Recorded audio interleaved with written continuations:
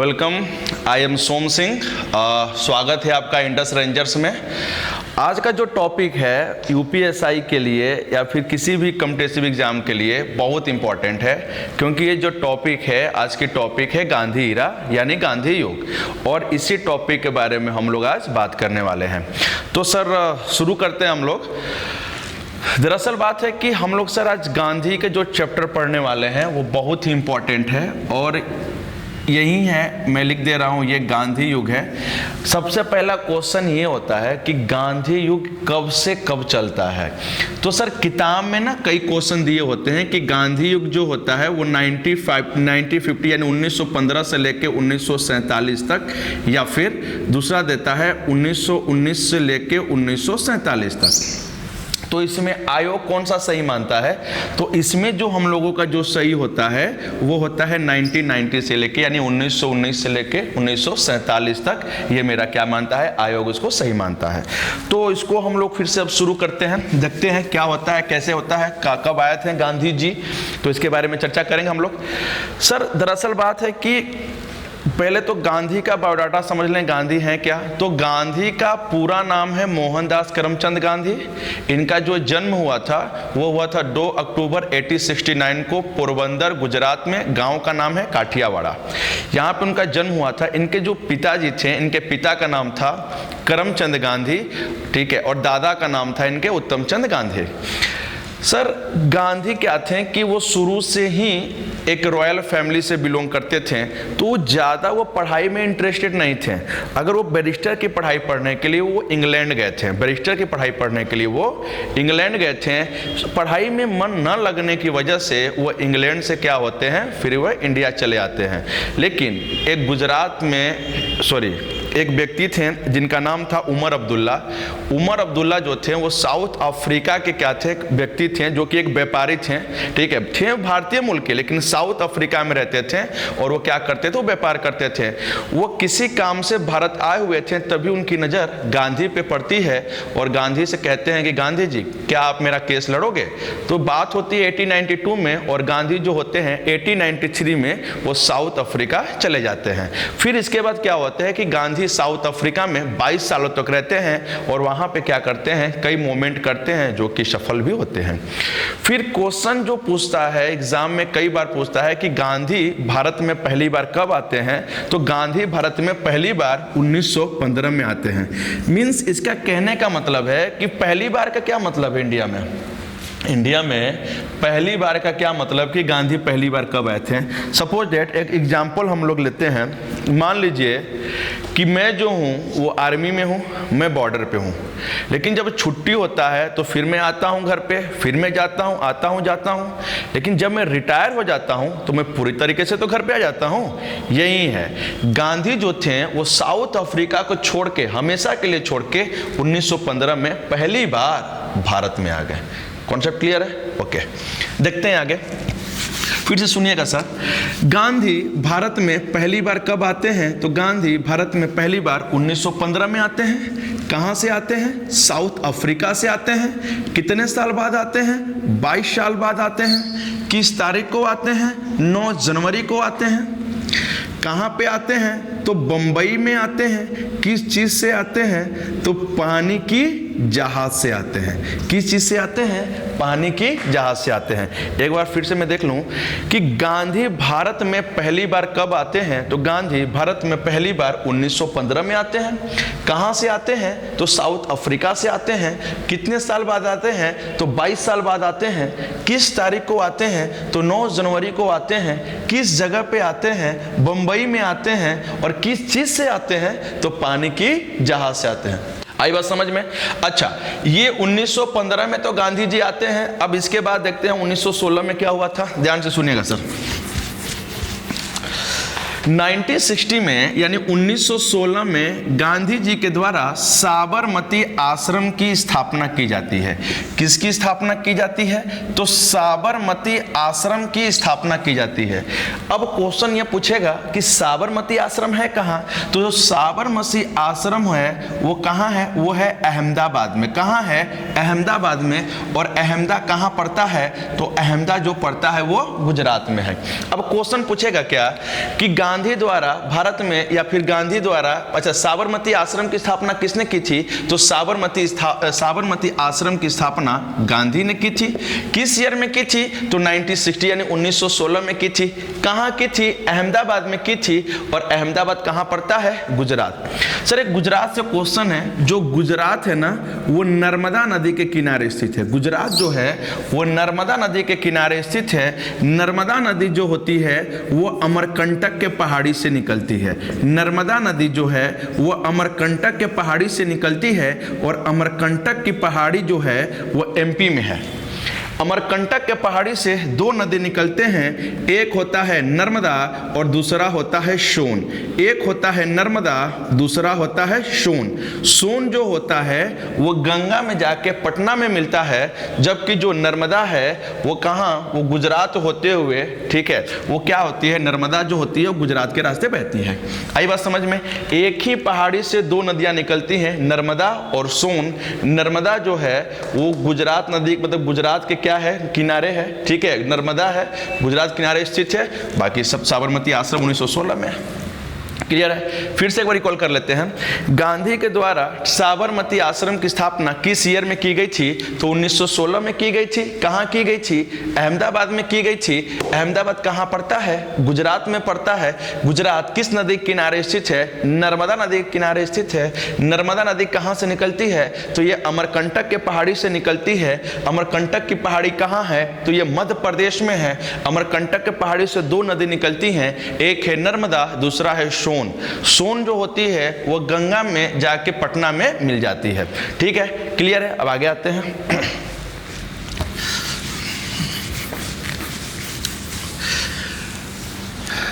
अब आगे आते हैं, देखते हैं सर गांधी का भारत में पहला जो मूवमेंट हुआ था, जो पहला जो सत्याग्रह हुआ था वो हुआ था 1917 में। गांधी का भारत में पहला सत्याग्रह 1917 में हुआ था। ये कहाँ हुआ था? ये जो हुआ था ये चंपारण में हुआ था। कहाँ हुआ था? ये चंपारण में हुआ था। और चंपारण कहाँ पड़ता है? ये बिहार में पड़ता है। चंपारण कहाँ पड़ता है? ये बिहार में। तो प्लस पॉइंट ये है कि बिहार में ना दो चंपारण है, एक पूर्वी चंपारण, एक पश्चिमी चंपारण। तो ये जगह जो मूवमेंट हुआ था वो कौन से जगह पे मूवमेंट हुआ था? तो जो चंपारण है ये कौन सा चंपारण है? ये ईस्ट चंपारण है, यानी ये पूर्वी चंपारण है। तो क्वेश्चन हम आते हैं, क्लियर करते हैं। गांधी का भारत में पहला आंदोलन किस ईयर में हुआ था? तो 1917 में हुआ था। कहाँ हुआ था? तो चंपारण में हुआ था। कौन सा चंपारण में हुआ था? ईस्ट चंपारण में हुआ था। और ये कहाँ पड़ता है? ये बिहार में। तो प्लस पॉइंट ये है, आखिर गांधी जी को कैसे पता चला कि यहाँ पे मतलब कि जो फार्मर हैं उनको लेकर टॉर्चर किया जा रहा है? तो कोई बंदा होगा जो चर्चा किया होगा, कोई बताया होगा। तो इसके पहले कॉन्सेप्ट समझ लेते हैं, आखिर हुआ क्या था कि वहां पर गांधी जी को जाना पड़ा। दरअसल बात है कि जो ईस्ट चंपारण में क्या होता था कि इंडिको की खेती होती थी, यानी नील की खेती होती थी। किसकी खेती होती थी? नील की खेती होती थी, यानी इंडिको की खेती हुआ करती थी। ये जो इंडिको की खेती हुआ करती थी वो 3/20 पार्ट पे हुआ करती थी। कितने पार्ट पे हुआ करती थी? 3/20 पार्ट पे हुआ करती थी। और इसी को हम लोग क्या कहते हैं? तीन कठिया सिस्टम कहते हैं। क्या कहते हैं इसी को? तीन कठिया सिस्टम। क्यों? क्योंकि ये 3/20 पार्ट पे की जा रही थी। अच्छा, कुछ और देख लेते हैं इसके बारे में, ध्यान सुनिएगा सर। गांधी का भारत में जो पहला मूवमेंट हुआ था वो 1917 में हुआ था, पूर्वी चंपारण में हुआ था। और ये कहाँ पड़ता है? ये बिहार में। ये किसको लेकर हुआ था? ये नील की खेती को लेकर हुआ था। नील की खेती कितने भागों पे की जा रही थी? तो 3/20 भाग पे की जा रही थी। अच्छा, इसी को कहते हैं तीन कठिया सिस्टम। तो प्लस पॉइंट ये है कि समझना ये है कि अगर नील की खेती होती थी तो किसानों क्या प्रॉब्लम थी? दरअसल बात है कि जो नील की खेती होती थी सर वो 3/20 यानी 3/20 पार्ट पे की जाती थी। फिर ऊपर से क्या होते थे, जहां नील की खेती होती थी वो जो जमीन हुआ करती थी वो बंजर हो जाती थी। बंजर का मतलब होता था कि उस पर कभी फसल नहीं लग सकते थे, कभी फसल का प्रोडक्शन उतना अच्छे से नहीं हो सकता था। और ऊपर से क्या करते थे, अंग्रेज इनसे टैक्स भी लेते थे। ऊपर से क्या करते थे, अंग्रेज इनसे टैक्स भी लेते थे। तब क्या हुआ कि इसी पूर्वी चंपारण के एक व्यक्ति थे, एक फार्मर, मतलब एक प्रतिष्ठित व्यक्ति थे जो कि एक फार्मर भी थे, जिनका नाम है राजकुमार शुक्ल। क्या नाम है उनका?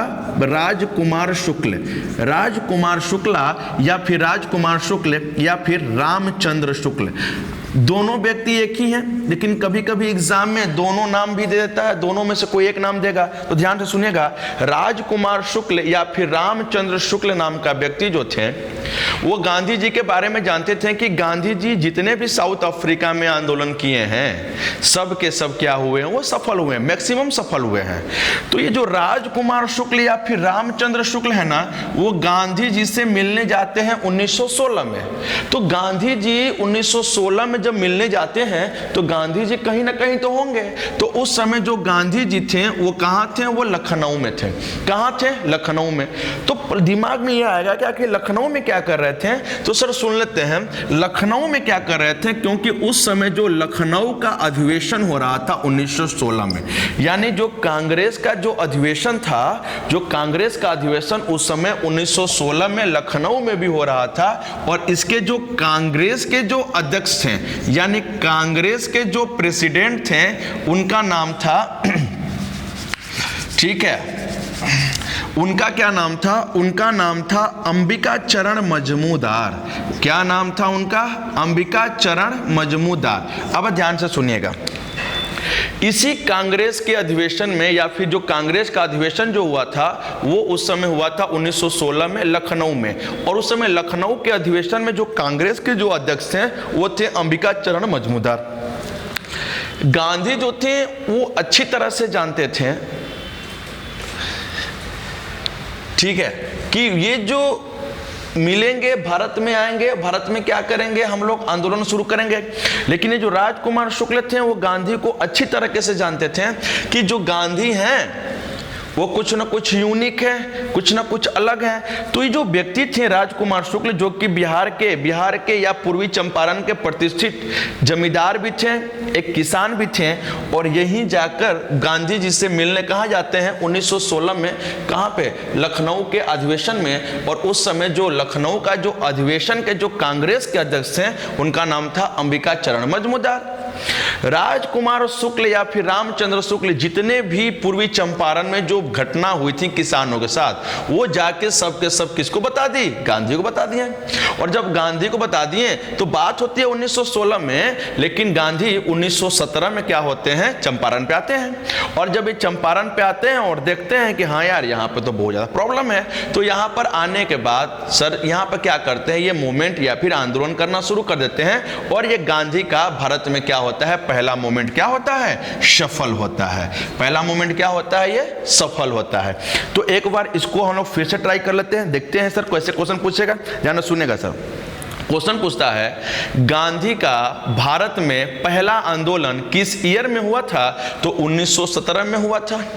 कहां हुआ था, तो पूर्वी चंपारण में हुआ था। ये कहां पड़ता है, ये बिहार में पड़ता है। इतना क्लियर है। अच्छा, फिर आगे आते हैं। सर ये किसको लेकर हुआ था, तो इंडिको की खेती या फिर नील की खेती को लेकर हुआ था। अच्छा, नील की खेती कितने भागों पे की जाती थी, तो 3/20 पार्ट पे की जाती थी, 3/20 भाग पे की जाती थी। इसी को हम लोग तीन कठिया सिस्टम के भी नाम से जानते हैं।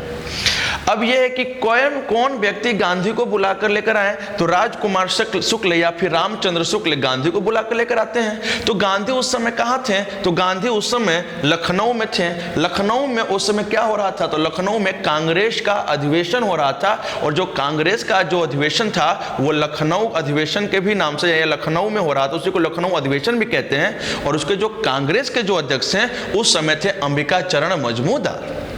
और यहीं पर राजकुमार शुक्ल कहते हैं 1916 में, लेकिन गांधी जी 1917 में वो कहां आते हैं, बिहार में आते हैं। और जब यहां पर मूवमेंट करते हैं तो यह आंदोलन क्या होता है, उनका सफल होता है। और ये जब बिहार में आते हैं तो उनके कई लोगों से भी मिलते हैं, जैसे कि राजेंद्र प्रसाद, जयप्रकाश नारायण। तो पहली बार इनकी मुलाकात कहाँ होती है, बिहार में ही होती है। अच्छा, अब क्वेश्चन आता है 2-3 चीज कि हम लोग ना गांधी को ना महात्मा भी कहते हैं, गांधी को हम लोग महात्मा भी कहते हैं। तो ये जो टाइटल है महात्मा, ये किसने दिया था, तो एक बार देख लेते हैं हम लोग क्या है कि सर जब ये मूवमेंट जब सफल हुआ था ना, तो रविंद्रनाथ टैगोर, जब ये मूवमेंट जब सफल हुआ था तो रविंद्रनाथ टैगोर ने गांधी को ठीक है, रविंद्रनाथ टैगोर ने गांधी को महात्मा कहा था। क्या कहा था? महात्मा। अब दिमाग में यह आया होगा कि जो महात्मा जो टाइटल है वो गांधी जी को किसने दी थी? तो किसने दी थी? रविंद्रनाथ टैगोर ने दी थी। किस ईयर में दी थी? तो 1970 में दी थी, यानी 1917 में दी थी। कौन से मूवमेंट सफल होने के बाद दी थी? तो पूर्वी चंपारण मूवमेंट सफल होने के बाद दी थी। लेकिन गांधी जी भी कम नहीं थे। गांधी जी ने क्या किया कि रविंद्रनाथ टैगोर को किसकी उपाधि दे दी? गुरुदेव की उपाधि दे दी। हम लोग कहते हैं ना गुरुदेव रविंद्रनाथ टैगोर, तो जो रविंद्रनाथ टैगोर को जो गुरुदेव की उपाधि थी वो किसने दी थी? वो गांधी जी ने दी थी। आई बात समझ में? तो ये लोग एक दूसरे को क्या किए हैं? टाइटल दिए हैं। जैसे कैसे देखते हैं भाई कि गांधी जी को महात्मा किसने कहा था? तो रविंद्रनाथ टैगोर ने कहा था। और रविंद्रनाथ टैगोर को गुरुदेव किसने कहा था? वो भी किसने कहा था? ये भी गांधी ने कहा था, महात्मा गांधी ने कहा था। क्लियर है? अच्छा, अब आगे है ये रविंद्रनाथ टैगोर के बारे में से कुछ जानना है, देख लेते हैं।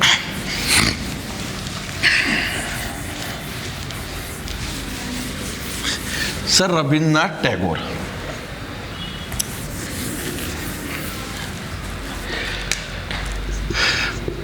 रविंद्रनाथ टैगोर, सर ये जो रविंद्रनाथ टैगोर हैं वो एशिया के पहले व्यक्ति थे जिसको कि नोबेल पुरस्कार मिला था। एशिया के पहले व्यक्ति जो हैं जिनको कि कौन सा पुरस्कार मिला था? नोबेल पुरस्कार। नोबेल पुरस्कार इनको किस ईयर में मिला था? तो नोबेल पुरस्कार उनको 1913 में मिला था। अच्छा, किसके लिए मिला था? तो नोबेल पुरस्कार जो है ये इनको साहित्य के लिए मिला था, यानी लिटरेचर के लिए मिला था। किसको? नोबेल पुरस्कार, जो कि रविंद्रनाथ टैगोर को। अब क्वेश्चन आता है, देखिए क्वेश्चन कैसे पूछेगा। एशिया के पहले व्यक्ति कौन हैं जिनको नोबेल पुरस्कार मिला था? वो हैं रविंद्रनाथ टैगोर। या फिर भारत के पहले व्यक्ति ऐसे कौन हैं जिनको कि साहित्य में नोबेल पुरस्कार मिला था? ये है रविंद्रनाथ टैगोर। मैं पहले व्यक्ति की बात कर रहा हूं। अगर पहला व्यक्ति बोले तो हम लोग रविंद्रनाथ टैगोर ही मारेंगे, ठीक है। अगर विज्ञान में पूछे तो वो अलग है, ठीक है। लेकिन जो भारत के जो पहले, भारत के नहीं अपितु एशिया के पहले व्यक्ति थे जिनके कि नोबेल पुरस्कार मिला था 1913 में, किसके लिए मिला था? साहित्य। अगर साहित्य में मिला होगा तो कोई ना कोई, लिटरेचर में अगर मिला होगा तो कोई ना कोई बुक तो होगी। तो रविंद्रनाथ टैगोर की एक बुक है जिसका नाम है गीतांजलि। क्या नाम है इनका? गीतांजलि। इनके जो किताब का नाम है, क्या नाम है? गीतांजलि।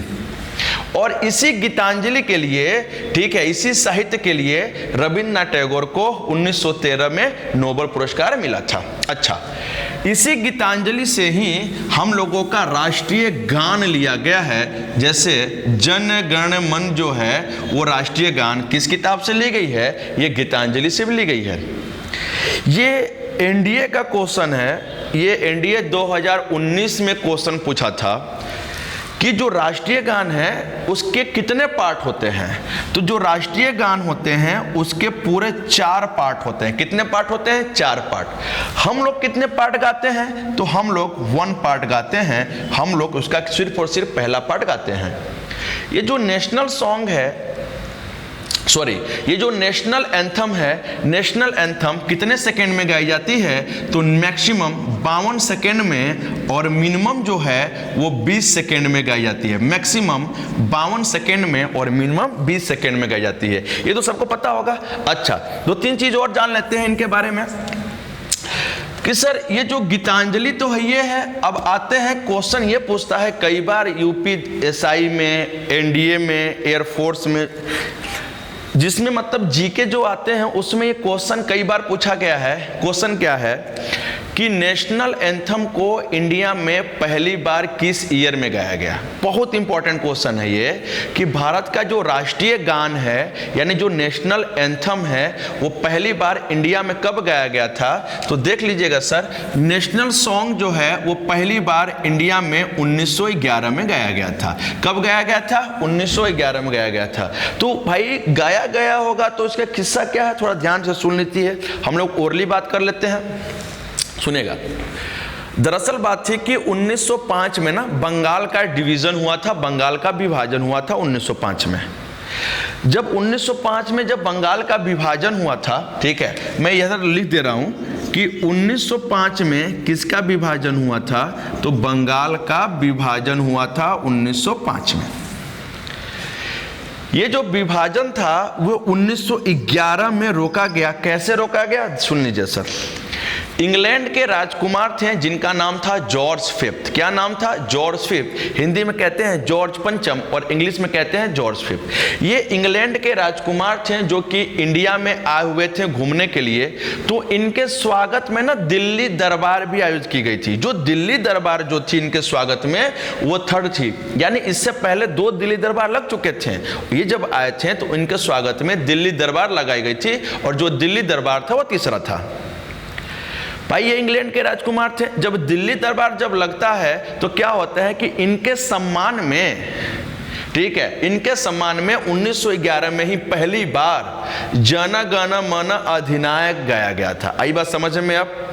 अब देखिए क्वेश्चन क्या पूछता है। अभी मैंने चर्चा किया कि भारत में सबसे पहले राष्ट्रीय गान किस ईयर में गाया गया था? तो 1911 में गाया गया था। किसके सम्मान में गाया गया था?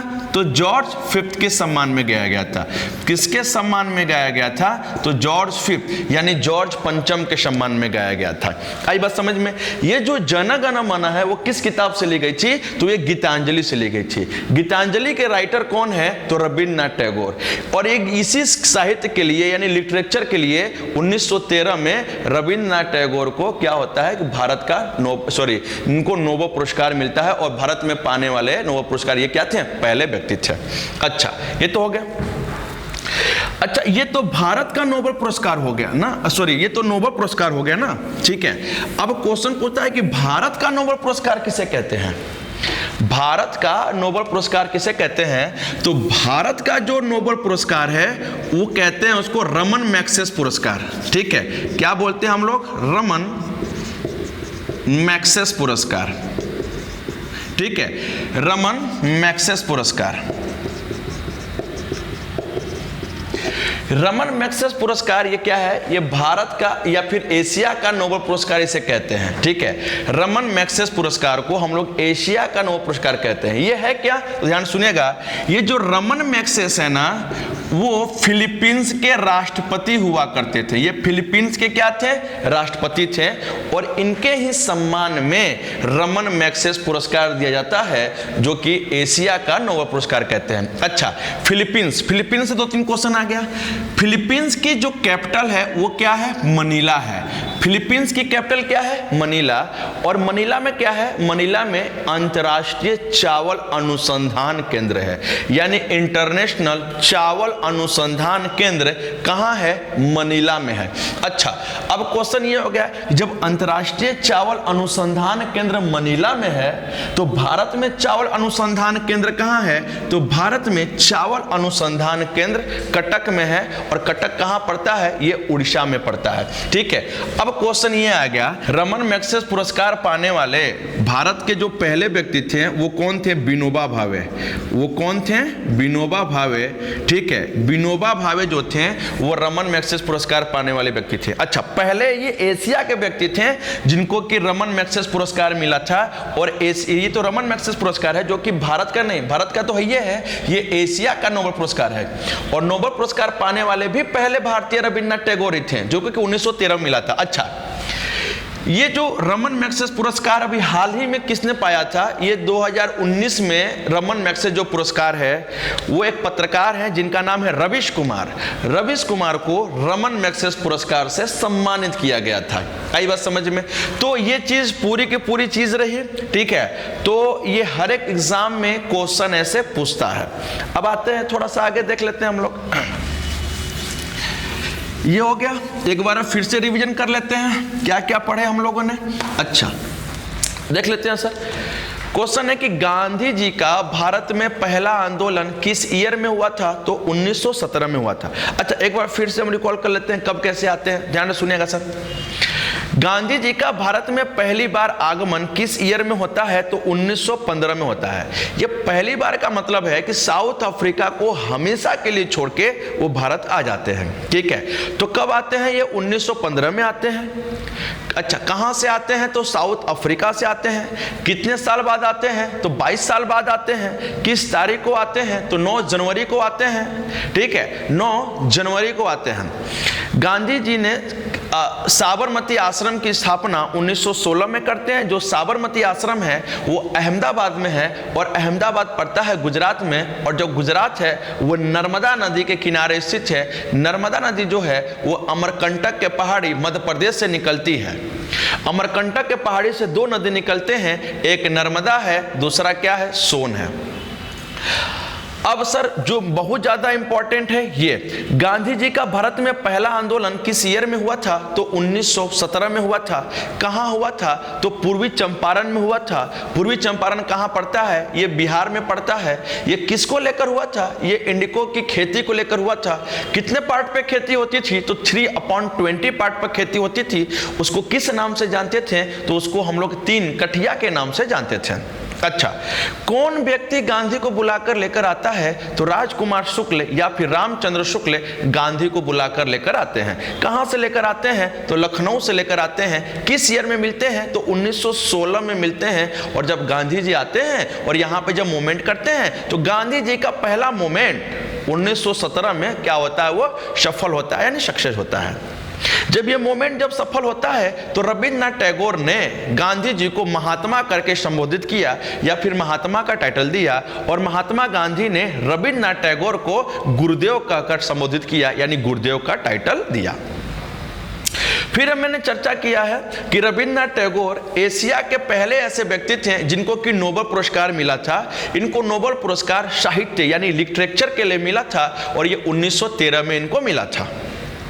ये नोबेल पुरस्कार पाने वाले एशिया के पहले व्यक्ति भी थे।